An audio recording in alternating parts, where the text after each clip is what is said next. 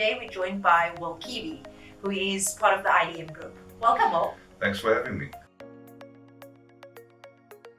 So will is critical. It's one of the fundamentals of financial planning. Everybody should have a will, definitely. If you have any dependents, or especially children, you should definitely have a will.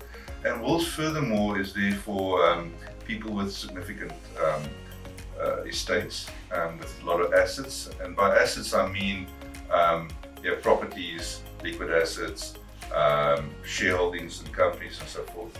And for the will to then basically give guidance on how those assets should be dealt with in the estate.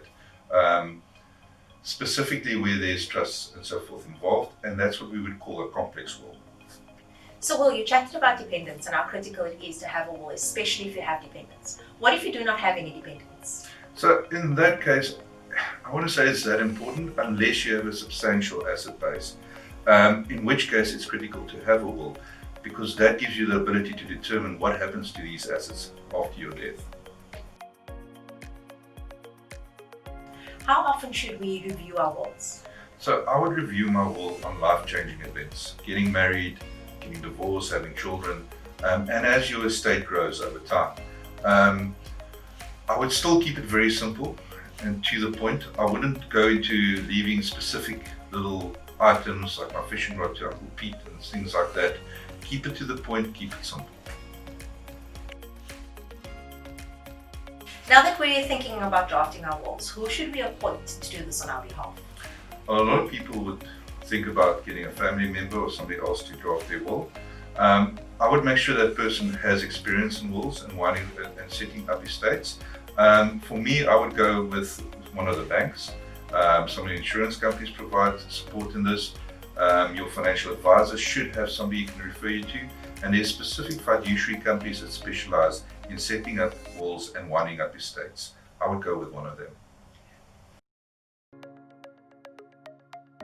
Well, I'm sure there's a question on everyone's mind, is what is the cost implications of drafting a will? Right, so you can get online wills for free. You can even buy a will at the CNA.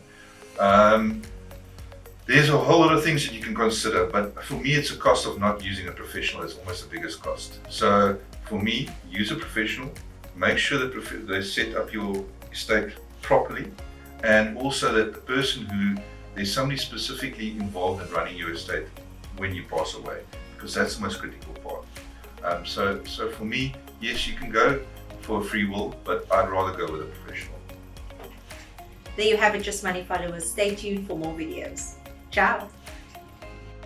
To stand a chance of winning a 500 Rand shopping voucher or be one of 10 viewers to have a free will professionally drafted, share this video and remember to stay tuned for more videos from Just Money.